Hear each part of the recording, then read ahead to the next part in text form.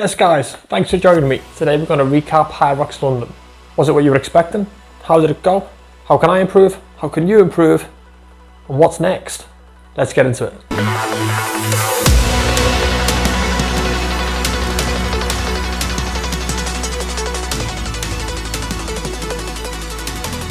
Firstly, if it was your first or you've done a few, massive congratulations for doing it. It was a crazy event. But was it what you were expecting? To a certain extent, yeah. Hyrox is supposed to be the same across the world. Now there are a few minor things that we'll talk about a little bit later on, but generally it does have that feel to it. It's a great atmosphere, there's a real buzz about the place, and it's a great event. London had 4,000 athletes at it. It was the biggest one they've ever had. Now that definitely created the buzz. The volunteers that gave up their time to judge, to be a part of it, the guys that were there to spectate. Massive thank you. It was just a brilliant day. For me personally, it was amazing to meet so many of you guys. That was really nice for me to be able to put some faces to names, to also just have some people just come to say hello. It was a great day. I really enjoyed it. There was a real buzz about the place. And anyone who was there who gave me a shout of encouragement, it was much appreciated and it was probably much needed. So thanks for that, guys. However, it was a long day. It was a long day in terms of the organisation. It was a particularly long day for anyone who travelled, including myself. It was a long drive down, and if you keep up with my Instagram, it was a really long drive back because of some traffic.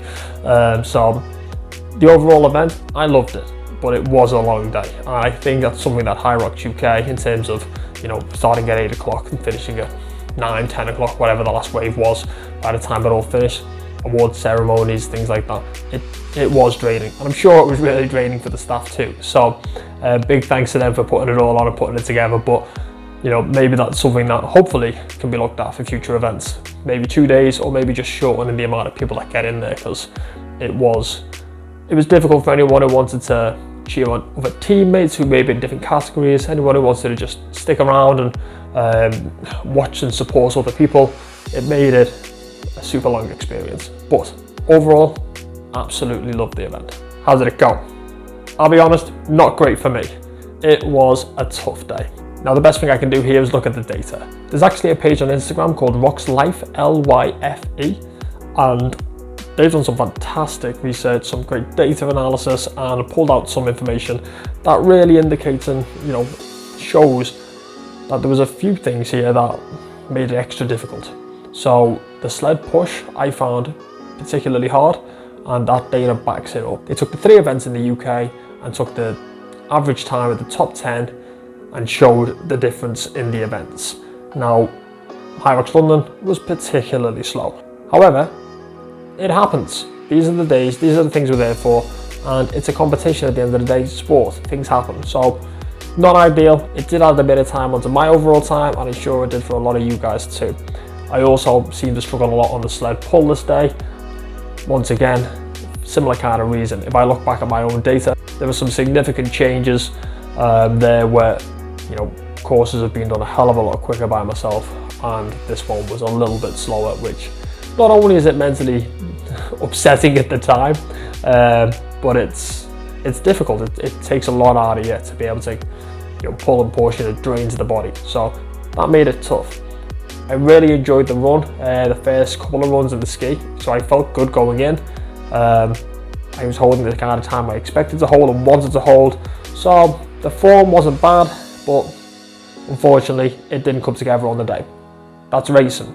On to the next one. Another bit of data there is the rock zone itself. So that's the kind of like the transition in triathlon, the bit in between the stations and the 1K start of the run. This did seem, I think due to the amount of people that were there, it did seem like a large rock zone. It seemed like a rather large area to run through. It was a bit of coming back on yourself. It did add a bit of time. My time generally seemed about 60 to 90 seconds slower on this course in the rock zone than other events I've done in the past. So especially those front guys, or anyone going for a category win or an age group win, or looking for any form of like personal best, a minute to 90 seconds is a big difference. So I think these are lessons to learn for myself, maybe for yourself too, where you can go, okay, if this happens, then what do we do? How do we handle it? How do we handle it mentally at the time? Does it become more of an individual event, a race that day? It's something to think about before going into. What can we do to improve? Most important thing, check the data. go and have a little look at the Hyrox website, pull your results off it. It actually gives you a breakdown of the event. It tells you each station. It tells you how you've got on overall in that station. I mean, you can compare that to your own previous time if you've done one, or you can just compare it to how other people got on the day. If it was your first one, I would particularly recommend just having a little think of how did you feel on that station.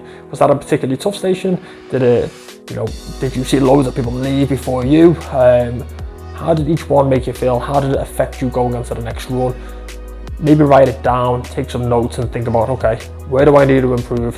What's next for me? But that is a great source of information. Go and check that out, pull off your data, keep a file of it somewhere, so if you do another one, you've got something to refer back to, and you can go back and have a little look at that and see, right, how did those splits compare? What is the work that I've been doing? How did it pay off? So it's definitely worth a look. That is the first point of call of where we've got to improve. Once you've got that data, you can really start drilling down into it and understanding, okay, my ski took me 6 minutes. Really struggled on that. Didn't think I would. Clearly, that's where I'm going to need to put a little bit of focus in. Every time I came off the station, the longer the race went on, my runs got slower and slower. Okay, maybe I need to do a bit more run practice. Maybe I need to do a bit more run practice, not just running, but off another element. So, coming off the sled push, was I able to run? These are things that you can pull out and start drilling down into and to get a better overview of where you need to work on. This is a great start for analysis. If you are looking for a program, any further help to develop you for next season or your next race, give me a shout, drop me a message, and we can talk about getting a program set up. But first, get that data, have a little look, see what you think, and start working towards those next goals. A big one though, guys, don't forget to look at the stuff you did well. I mean, we're always super critical of ourselves. It's a tough day out there. Look at the stuff you did well, look at the stuff you've been working on, how it's improved. These things are important. Take a little look. What do you do next? But don't be too harsh on yourself. What's next? Well, for me, I'm going to the World Championships in Las Vegas next week. I can't wait to get over there and race.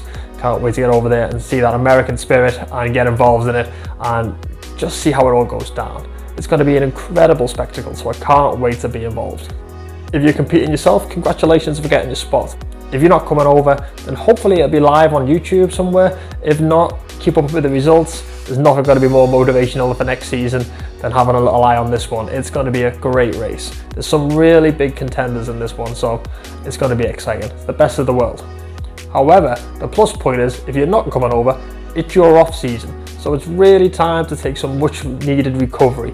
If you've done a couple of races, this is even more important. Let your body relax, let it recover, take a bit of downtime, trying to avoid burnout. We can't go and go and go. We've got to give ourselves that little bit of breathing space.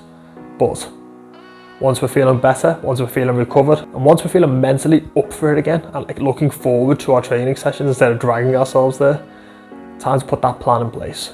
Now, there is a bit of a gap between now and Hyrox UK next season, so maybe it's time to start looking at those weaknesses. Maybe it's time to even book into a couple of running races. Running is a huge element in Hyrox, so it's potentially that time to go maybe into a 5k, a 10k, give yourself an early season starter, get something in the diary.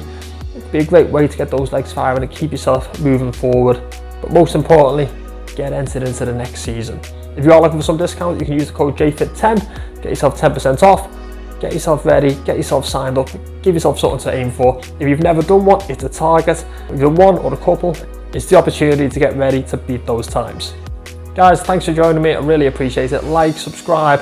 It keeps you making content. If you want to keep up with Vegas a little bit quicker than the videos, there'll probably be stories going up on Instagram, so check that out. Really looking forward to it. Can't wait to let you know how it all went. I'll catch you after Vegas.